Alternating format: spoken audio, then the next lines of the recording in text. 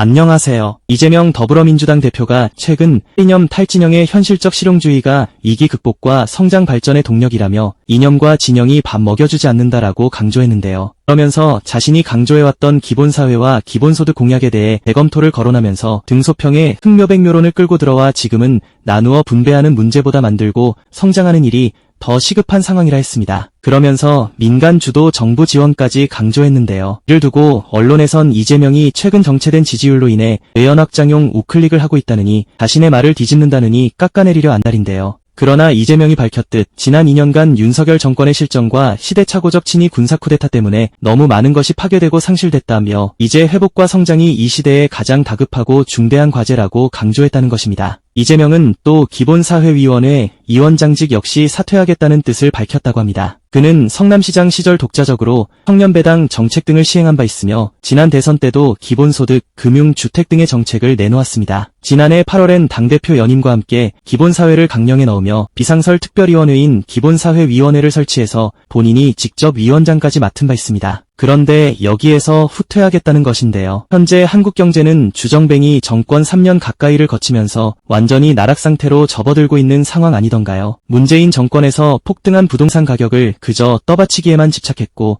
미래 성장 동력 따위는 내팽겨친 지 오래되지 않았습니까? 마구잡이로 부자재벌 감세에만 집착하고 카르텔 드립이나 치면서 30여 년 만에 R&D 예산까지 대폭 삭감하지 않았습니까? 이에 항의하자 그 유명한 입틀막을 시전했고요. 인공지능을 비롯한 4차 산업혁명에 대한 투자는 크게 줄어들 수밖에 없었고 그간 하던 연구 같은 것도 중단되지 않았던가요? 최근 중국에선 딥시크로 큰 파장을 일으켰듯 인공지능 분야에서 미국까지 위협할 수 있다는 전망까지 나오는 와중에 어떠한 미래동력도 창출할 수 없는 부동산에만 올인했던 한국에선 별다른 진전이 있었습니까? 한국이 중국보다 기술 면에서 그동안 앞섰기에 과거엔 최대 무역 흑자국이었으나 지금은 이것마저도 역전되어 가고 있는 상황 아니던가요? 이젠 중국으로부터 만성 무역 적자를 걱정해야 하는 상황까지 온 것입니다. 그러면 한국 재벌들까지 휘청일 수밖에 없는 거지요. 경쟁력 있는 산업 분야, 즉 미래 성장 동력마저 사라졌으면 미래는 더욱 암담할 수밖에 없는 노릇 아닙니까?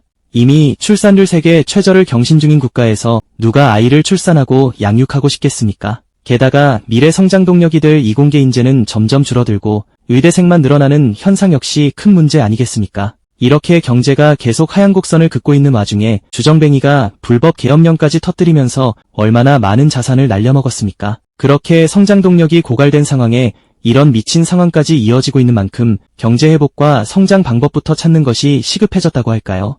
이재명은 이처럼 미래 성장 동력을 강조하여 과학기술 투자와 미래 먹거리를 무엇보다 중시한 민주당의 전통을 이어 인공지능 개발과 투자에 진심을 다하겠다라고 했습니다. 그는 지난 1981년 사형수 상황이었던 김대중 전 대통령이 옥중에서 말한 내용을 짚었습니다. 당시 김대중은 그 놈이 말로 물으면 말로 대답하고 글자로 내달라 하면 글자로 내줘요. 그러니까 학자들이 무슨 연구하는데 책 찾고 도서관 가고 할 필요가 없게 된다라며 그런데 조금만 있으면 어떻게 되냐면 가정마다 텔레비전 세트같이 그런 세트를 가지게 되고 그 세트 앞에서 세종대왕이 몇 해에 돌아가셨지? 그러면 거기서 몇 해요 하고 말로 대답해줘요. 이런 시대가 된다라고 했습니다. 지금으로 말하면 챗GPT를 연상케 하는 것입니다. 실제 김대중은 그로부터 16년 뒤 대통령에 취임하여 초고속 인터넷 인프라에 과감한 투자를 했으며 한국을 IT 강국, 디지털 강국으로 이끌었습니다. IMF 외환위기를 수습해야 하는 상황에서 새로운 성장 동력을 찾았던 것이죠. 이를 통해 한류가 세계로 널리 퍼지는데도 크게 기여한 거 아니겠습니까?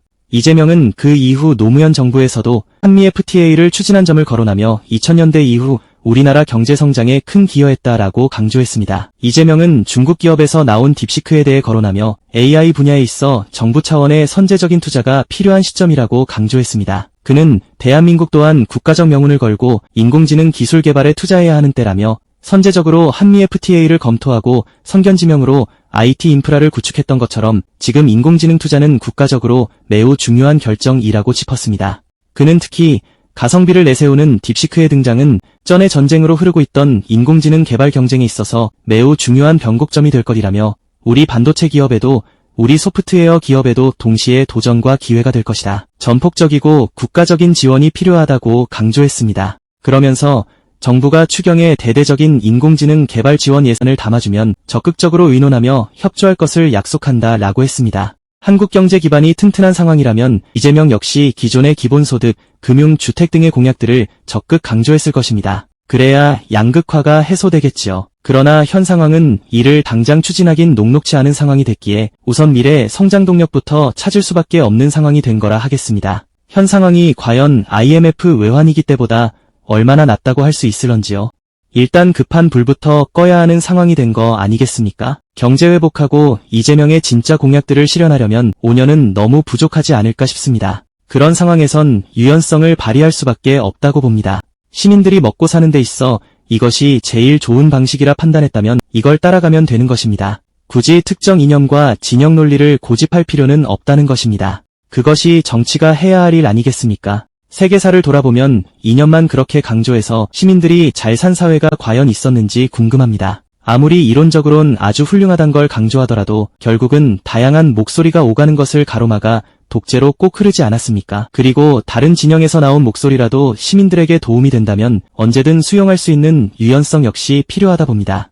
매번 진영 논리로 갈라져 우리는 무조건 옳고 쟤네는 무조건 틀렸다고 하는 것을 과연 누가 좋아할까요? 토론 같은 건 전혀 하지 않고 폭동이나 일으키는 태극기 모독단처럼 되는 거지요. 이재명이 이처럼 유연성과 실용주의 탈이념, 탈진영 등을 강조하는 것은 문재인 정권의 각종 정책 실패와도 차별화할 수 있는 길이라 확신합니다.